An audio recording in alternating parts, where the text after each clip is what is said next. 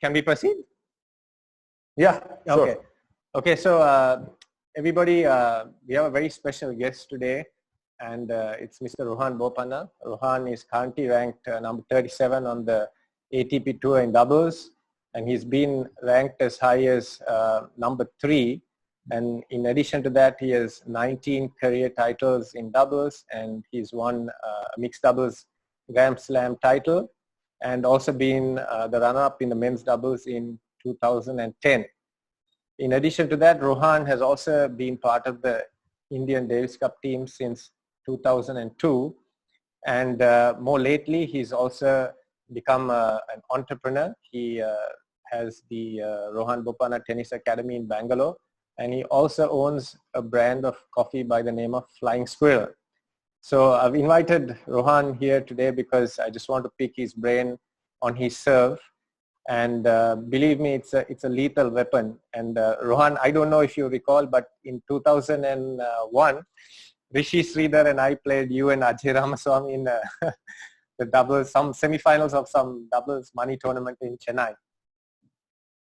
First of all, Rayuk, thank you so much for having me. I mean, it's been such a long time. I know we've crossed messages over the years, but, lovely seeing you and, chatting to you. Yes, I do remember, that tournament there in Chennai, and I think we had a lot of fun times, just on and off the court. So it was, I think back then I still miss, that kind of camaraderie when, a lot of the players had from Asia, traveling together, going to different tournaments. It was a lot more fun, and I really miss that sometimes. Right, but I just remember having such a hard time returning your serve. So, and then since then, and since then, obviously, I've been following you on TV and stuff like that, and I think your serve has only improved, although you're now 40 years old. So, my first question is, Rohan, do you hit your? Thank you. Do you hit all 3 serves with the same grip? That's like the slice, the flat, and the topspin serve with the same grip and the same toss? Yes, absolutely right. I mean, there is. I feel that the day I started to do that, and I learned how to use one toss to hit 3 different serves. Right. Really gave me a lot more dimension on my serve, a lot more accuracy on my serve. And of course, even today, that's why it's my biggest weapon. Right. I think the fact that my toss, if you look at my videos, everybody slightly to the left, right? It's way behind. Slightly. It's way to the left, way behind. I think. Yeah. But when I serve, when I'm tossing the ball, I think it's perfectly right in the center. But it over the years I changed that, because from that angle I can actually hit the kick serve and the slice or top spin or whatever it may be. Right. So that's why I stayed with that toss, over the years. And to hit a flat serve or with that toss, you have to pronate a lot. Right. Especially from the ad court, if you have to go wide. For sure. With my particular toss, a lot of them, keep asking me how I go flat wide. The only way is to, make sure that arm is pronating. Right. And,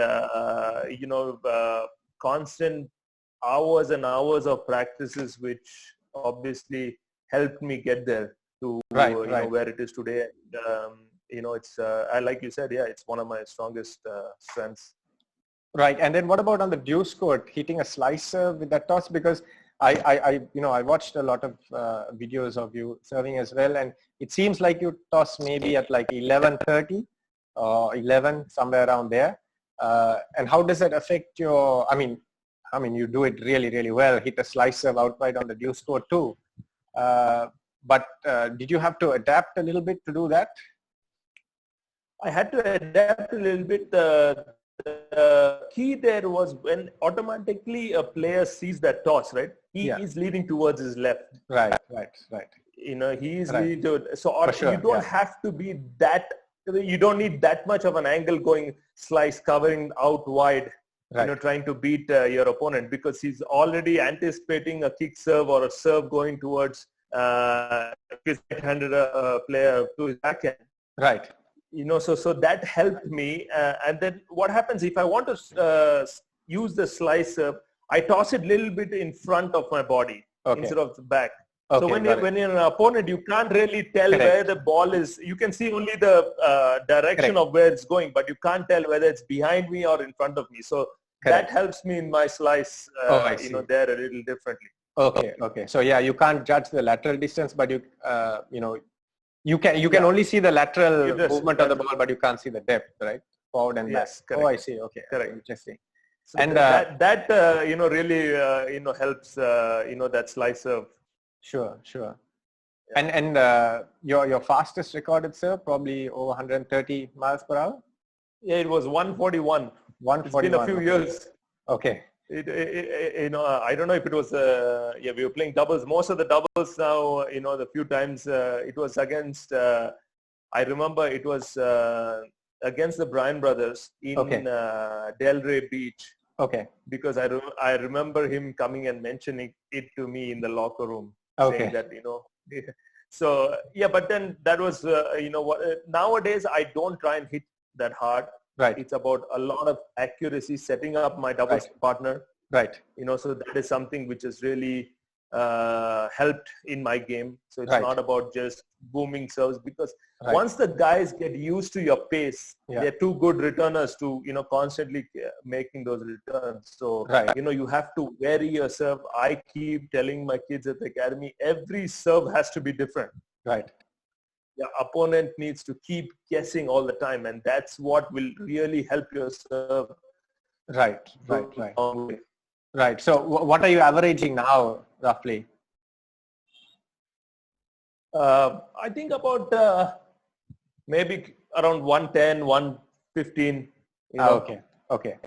Yeah, miles, I'm saying, so I understand. So not really going for that much, to be honest, I'm going a lot more on accuracy, which I think is the key. Right. Which helps me also when I serve and volley comes in, I can hit my first volley, gives me a little more time. Right. Obviously with age, I'm getting a little slower. I'm a step slower. Sure. So I also need to adapt accordingly. Sure. So, so those are the things I have changed in my game, and, which has helped me prolong also my career for this long. Okay. Awesome. And did you always have like a live arm even as a kid, or is it just something that you worked on really hard? So I did have a fast arm.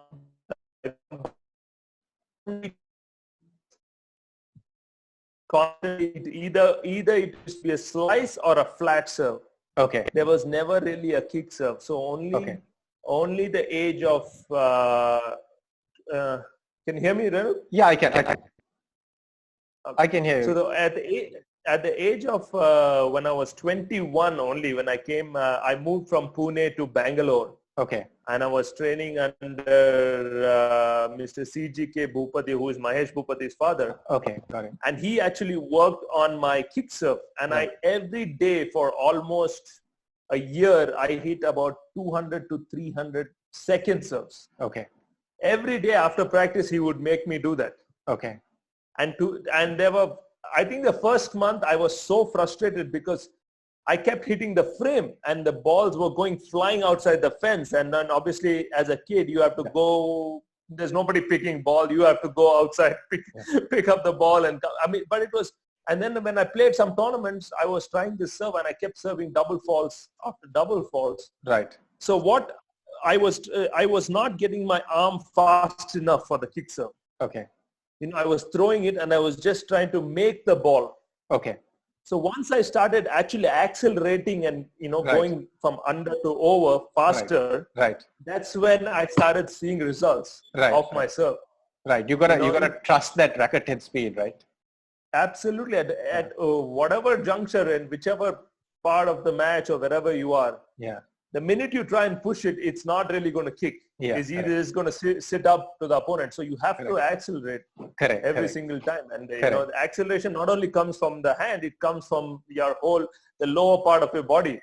Right.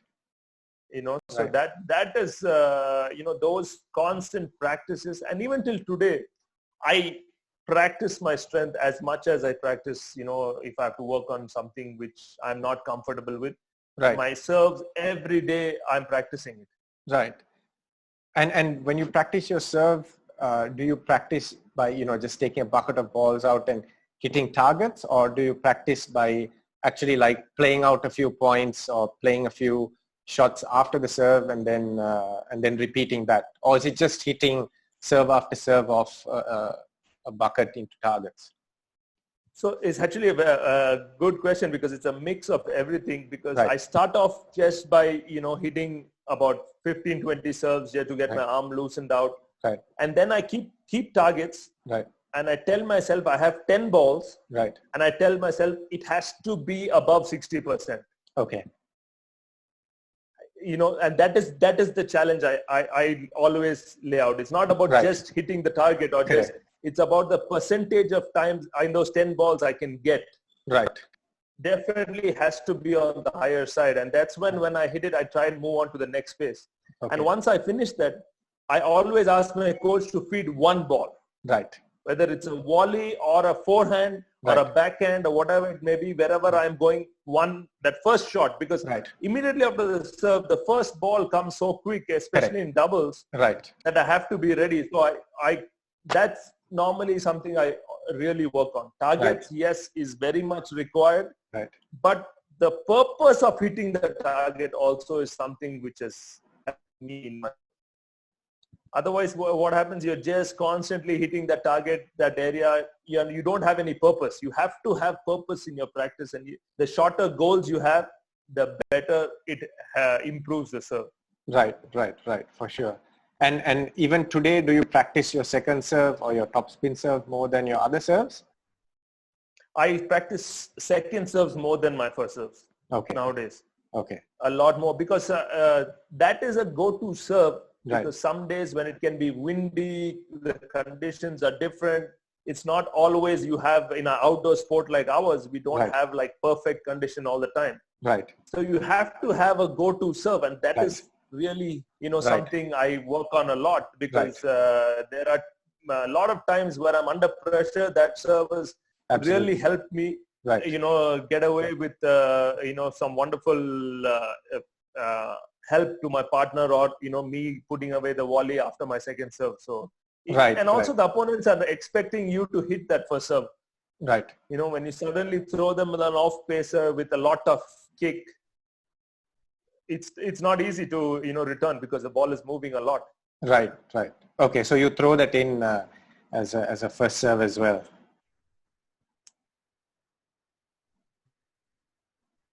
Hello, sorry. Yeah, I can hear you. Yeah, okay.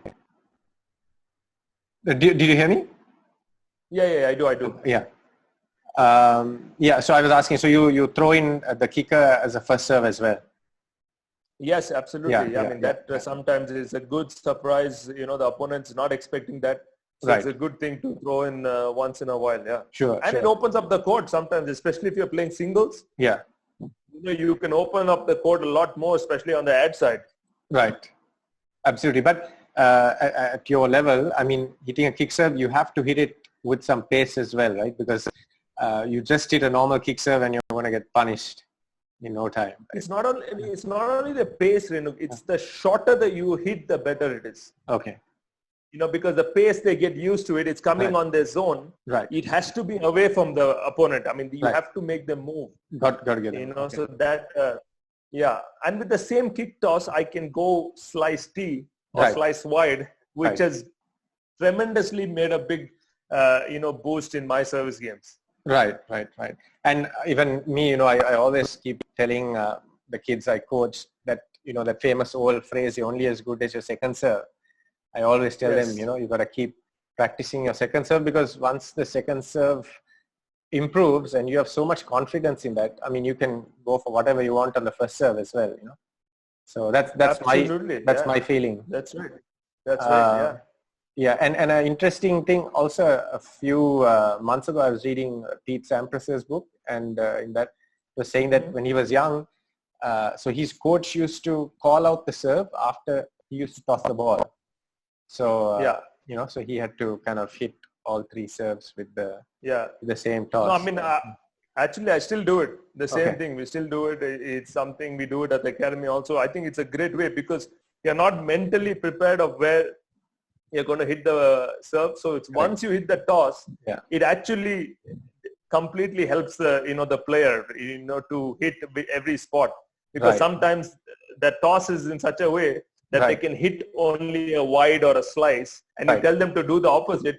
That's it really pushes their limits to to really think what they want to do. Sure. And as a pro, do you still work on your technique? Do you try to fine tune it some more, or are you just content with it and you just work on rhythm and making sure your timing is there? So right now I'm not working on my technique at all. It's only probably the ball toss sometimes, which I'm sometimes can go in a particular thing. That is the only thing I'm working on. The technique is not something which I can change right now too much. Right. It's already there. So those are the things I leave, and I try to really work on the accuracy and the spots where I'm hitting the ball. Right. Yeah. I'm not talking about drastic changes, just small tweaks here and there. So just on the toss, nothing on my technique. Got it. And just prior to a tournament, let's say Wimbledon or one of the Grand Slams, and you're like 2 weeks away, would you just focus on your rhythm and your timing, or what is your focus? Or do you try to hit spots and make sure that you're able to hit those spots and those targets? So when I get to Wimbledon, I actually practice a lot more slice serves, not so much of kick serves. Right. Because the kick doesn't really take into effect that much there on the grass course. Yes, on the second week of Wimbledon, it does. Right. It does. But the first few days, I'm constantly practicing a lot more slice and a flat kind of a second serve to get used to that, because I'm doing it only because that court helps that serve much better than a kick serve. Understand. Right. So your second serve also would be a little bit more like a slice serve? Yeah, a lot more slice, lot more quicker. Right. Of course, the margin for error is less. Right. But the more you practice, you are getting into a groove. Right. But when you get into a match, you have to trust that second serve. You can't go back to your your safe second serve and kick serve just because it's 30-40. Right. So and then Okay, awesome. And I mean, there are times where as a player you can lose matches by trying that. Right. But that's when only you're improving, you're getting better. You cannot go back to a safe zone. Right. Because if you have practiced it, you have to try it in the match to only get better. Right. There are times, I mean, I have gone through when I was trying my kick serve. I remember that I've hit 4 double falls in a row. Right. And lost the game, lost the matches. But yes, it can be frustrating, but you have to trust the process of it. Absolutely. And have that long-term goal in mind, rather than have a short-term picture in mind. Actually, tennis is such a wonderful thing if somebody looked at it as it's not a 100-meter race. Yeah. It is a marathon. Yeah, correct. That is where we are preparing ourselves for. Yeah, correct. That is when you have the time to really do it. Don't think of it like, okay, I need to do this and tomorrow everything needs to come into place. Right. So that is something which I constantly tell the kids that, don't rush everything. And also I like that analogy a lot. That's perfect. So it's something the parents also need to be told more than the kids, I feel. Right. Because they what they think is whoever, I tell them, whichever academy you go, trust the coaches, at least give them a chance to help your kid. Correct. Don't like after 2 months say, oh, he's not improved, moved him to another academy. Keep jumping academies. Because I tell them this is similar to going to class or going to school. You never take the kid out after 2 months and put him to another school. Right. You at least let him be there for a year, which now we already enrolled him. So it's the same thing in the tennis academy. If you are putting him in the academy, trust the coach. Right. So, so that is, a few things I think, really which will help parents understand how difficult the sport is, and it needs a lot of commitment over the years. Absolutely. Yeah. Absolutely. Okay. Yeah. Great. Great. I really like that. And moving on, just another question. So once you and your partner decide on where you're going to serve and what his next move is going to be, when you get back to the baseline, what is the one thing that you focus on with your serve? The focus is what I have told him what I'm going to do, because Right. the idea of playing when you play doubles is to really work as a team. Suddenly, if I change it, the dynamics altogether, change Right. and everything. Right. So when I go back the line, my thought is like, okay, I've told him I'm serving here. Right. I'm focusing on just to hit that serve, whether it's a kick serve, whether it's a flat serve. I've already told him I'm doing it. If I'm not comfortable, I will communicate to him right away, and I'll tell him, no, change it, change something. Okay. So that what I also really like is when I have a thought, I stick to it. Right.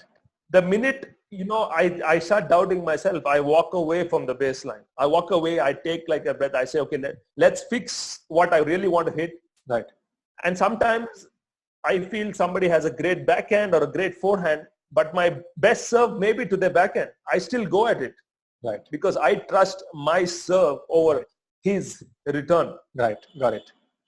So for me, I rather go with my best play than think of what can happen in terms of, Right. whether, yes, okay, he might, the ideal thing is to play, to their weakness and, try and work around that. But not if somebody's forehand is weak, I will not serve all my 4 serves to the forehand. Right. Right. I will mix it up. Right. Yeah, the go-to play, if my coach had told me, okay, this is what his body return on the forehand is weaker. Right. I will go to it majority of the time, but I will not blindly follow that. So that is something I keep telling myself, and when I go under the baseline, just stick to what I have thought already. Right. And that variability and that that disguise is obviously something that you want to have and always keep the opponent guessing, right? Because otherwise, absolutely, that forehand to the body, which is probably, or which is the weakness, might actually start working if you keep going there, right? Because as an opponent, he knows that's his weakness. People are going to go there. Right. So he also is ready. He also is ready for that particular thing. So sometimes when you throw it suddenly to his strength, he's not ready actually that much than compared to his weakness. Sure. Okay, here's another one for you, Rohan. Scenario situation. Okay, so the score is 8-all in the third set, match tie break. Okay, and you're serving. Okay, what goes through your mind? Are you thinking get the serve in and get to the net, or are you trying to get the opponent to make a service return error? You're serving to go to the. I'm serving, making sure I get a high percentage of first serve and hit the volley. I'm not worried about him making the return. I'm actually trying to win the point. Okay. Okay, so your main focus is get the serve in and get to the net. Correct? Yeah, my main focus is to get to the net and play a positive point. If he comes up with a better point, too good for him. Right. But I never think of him making the error. I'm forcing him to make an error. Right. Okay. Got it. No, but you wouldn't basically like try to force a return error, is it? Like go for your first serve. You think more of getting the ball. Okay. No. No. Yeah. At that particular point in time, you want to play a high percentage kind of a point. Right. And not really just go for a blind serve. It also all depends on where I'm playing. If your conditions are great, like indoors, and you're feeling the serve, it's a lot different. Right. You're playing outdoors, there's a little windy. Yeah. Again, it all depends of where the match is and what the kind of situation it is also. Okay. Great. And where do you see the game of doubles evolving too, Rohan? Because maybe 15, 20 years ago, or maybe even a little less than that, it was very common to see all four players up at net. But now we see quite often sometimes the guys serve and staying back as well, going for big first serves and staying back. So Renuk, over the years, doubles has changed so much because of the conditions of the ball being much slower, courts being much slower. Right. And the guys are returning extremely well nowadays. Right. Sometimes when I'm playing on clay court, I'm not serving and volleying. Okay. To be honest, because I feel that the second shot I can hit and go in, I have a better position in the net than after the serve. Okay, got it. Because when I'm hitting a serve, the guys are returning so well, you're either half volleying it or digging low volleys off the ground. Right. That they are in an attacking position. So if you hit a high percent of serve, and I feel when I can hit a ground stroke and go in, I'm at a better position. And then today, a lot of the guys hit so well off the back of the court. Sure. So sometimes you're forcing them to actually come to the net than rather try and rally with them, at the back. And doubles has gotten a lot more tougher because, there are only four, 5 guys winning Grand Slams in singles right now. It's not even 4 or 5. It's just those 3 guys who are dominating so much. Right. That a lot of the other guys now want to maybe win a master series or want to try and do well in doubles if at all, because so automatically the level of doubles has gotten much tougher. Constantly, that's why you see all the singles players playing doubles nowadays. Right. And I've been playing with Dennis Shapovalov. His game, he's an attacking tennis player, and for him playing doubles has helped him so much in the singles. Right. And also the other thing was that I know he was going through a rough patch in his singles where he was struggling to win matches. But in doubles, we were playing and winning matches. So that also just helps, just getting some confidence. Sure. Feeling a lot better on court, because sometimes you can go through weeks. If you're losing first round, it's long weeks. Suddenly you lose on a Monday, then you play only next Monday. You're thinking. So here at least you get another couple of matches. You're there in the groove. That's true. So a lot of the guys actually helping, playing doubles so that it is helping their game in singles also. I think that is something which is, hence you see them, they're not comfortable in volleying, so they prefer to stay back. Right. And, that's why, that change has also happened over the years. Oh, I see. Okay, I understand. Okay. Yeah, I also always encourage my kids to play doubles because I feel it really helps with anticipation, improves your anticipation, and even your hand skills up at net obviously have to improve. Reaction speed has to improve. So, and also you have smaller targets to really work on, whether it's your returns, everything. So that is something which is definitely helps them a lot better. That's a great point too. Yeah. And Rohan, this is purely your perspective. Do you think it's a coincidence that we see all these top South Asians throughout the history of tennis, starting from the Krishnans to Amitraj to Leander to yourself, Aisamul Haq, all serve and volleyers. The ones who've been very successful are all serve and volleyers, or majority of them, and have big serves. Do you think it's a coincidence, or do you think that's how we should base our games, that style of play? So Renu, I think talking about all these people who are working, we had quick tennis courts back then. Right. There was no option of really rallying. You could not rally too much. Even our clay courts were quick. Right. It was slippery, fast. Now it has slowly changed because the courts are becoming slower. Oh, right. And, the guys are playing differently. But back then, I think you had no choice. Majority of the players, whoever it was, we served and volleyed because of the way the court was or where the conditions were. Right. We had no option but to do that. Right. So automatically that improved our serves. Right. Because we had to hit bigger serves, better serves in order to come and hit, good volleys. And, right. I think that's that was the, I think today what we need to say, I keep mentioning to my coaches is do not train our kids to become a Roger or a Rafa in their game styles. Right. Work to what strengths we as Indians are built, Correct. or we Asians here are built as, and work towards our strength that way. We cannot be somebody like Rafa who's 10 feet behind the baseline and going to hit 50 balls. I mean, we are not built for that. Right. But we are built with great hand skills. So now if we work on our movement with the hand skills, we are, going to churn out more players. Right.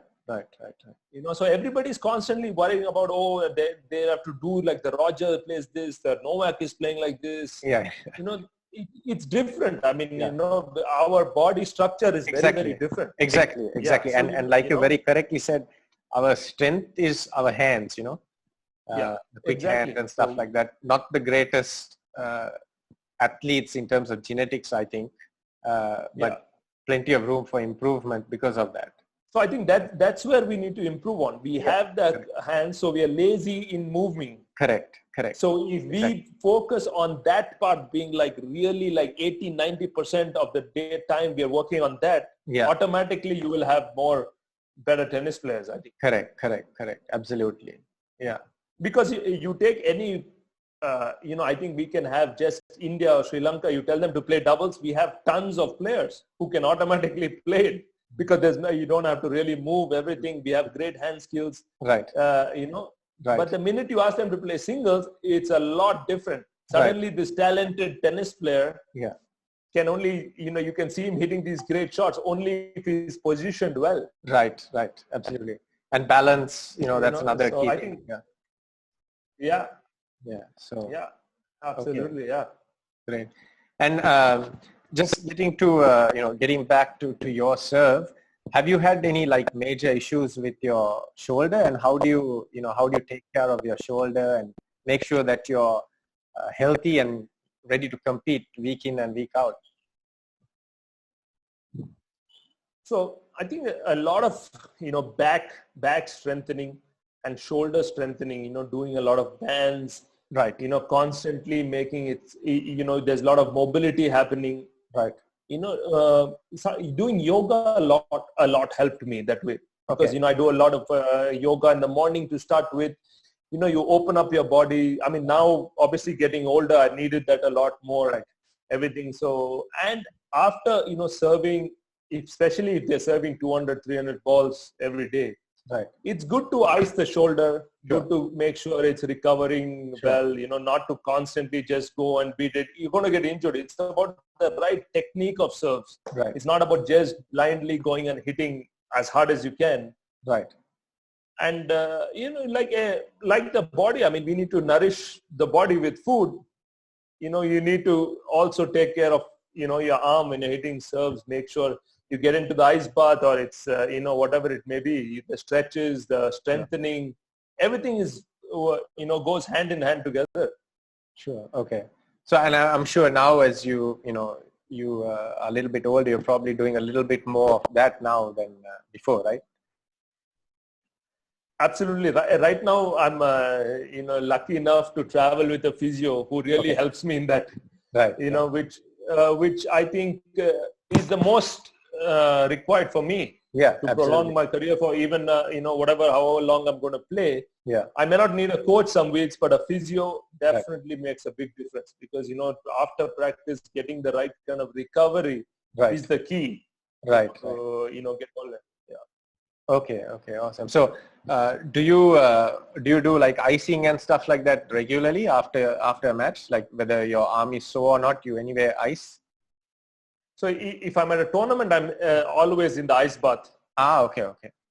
Every day after practice, we go to ice bath, or I do some, a lot of work in terms of dry needling, or somebody, because that really releases, really well. Helps my shoulder. Yeah, but after dry needling, you could be pretty sore the next day, right? Just the first couple of times. Once you get used to it, right. You don't feel it at all. I can absolutely have no problem get dry needling today and go straight to the match tomorrow. You don't feel different. Yeah. It's only the couple of times when you first initially are not experience something Right. like that. Then Right. obviously your muscle is tight. You're holding it because you're scared. You don't know what, what's happening. Right. And I think that tension actually gets it more sore than anything. Right. Okay. Okay. Awesome. Well, what's next for you in the calendar? I mean, when's the next tournament that they're hoping to have at least? Yeah, I mean, well, we're all, I think, in the same situation, trying to figure out what, is going to happen, especially with this pandemic and, COVID-19 virus going on. July 13th, everything has been cancelled in the ATP circuit. Okay. And they actually sent out an email saying on May 15th, they're going to decide to say what is going to happen the next couple of months, just to see, if there is any changes. So we are also still in the dark as much as anyone else. They've not really said there's anything different in terms, for us players. Right. So it's tough, when you don't know where to start. It's tough to practice. Correct. Sometimes for me, I've always felt I need to practice to have something, do you have a goal to practice? Here, I don't know when we are starting. It's so indefinite. Correct. It's tough to motivate, yourself. So I'm doing a lot of, workout, fitness and all that, but tennis just against the wall a little bit, maybe three times a week. I saw I saw that one of your videos, and I saw you making some butter also. Yeah, so I mean, just keeping myself, I'm making sure I don't get blisters. So I'm just making sure I use my, palm in whatever way possible, whether it is, for the butter or the racket or whatever it may be. Yeah. So just, doing that. Right. Yeah. And in terms of like, for you guys planning and periodization and stuff, this has got to be very tough. Huh? Absolutely. I mean, I think it's toughest for anyone. I mean, whether it is you're playing back on the tour or like you who is coaching, I mean, it's so indefinite. Yeah. And every day, we're just trying to keep ourselves positive as much as, possible, trying to do whatever the best we can. Sure. And I think we have a great group, about 30, 35 of us doing fitness every day at 5 p.m. Awesome. On a Zoom call, which is something to look forward to. I think in these times to have a routine really helps. Yeah, for sure. This way I'm glad I'm at home and our daughter is keeping ourselves busy on that routine. Right. We make sure we sleep early because she's up irrelevant at 6:30 no matter what happens. Right. So so we in a way that has helped, and it has also gotten for me. I would have never got this much of time spending with my daughter and family. So in a way, I'm looking at it in a best way. Sure. Being in this lockdown right now. Yeah. Sure. Well, yeah. Well, Rohan, great. Thank you very much. Thank you for answering all those questions. I'm sure the kids will enjoy it. And I also learned a lot. So thank you very much for sharing that. Thanks, sir. No, thank you, Renu. Thank you for having me. I mean, great to see you're doing so much, for tennis. I'm sure all the kids will learn a lot from you. I hope so. I hope so. Yeah, absolutely. And, maybe one day, who knows, when I come to Colombo, we can come and hit with your kids. Yeah, for sure. That'll be awesome. Yeah, I think you had come for, I saw a picture of you. You'd come for this Nama Rajapaksa's wedding, right?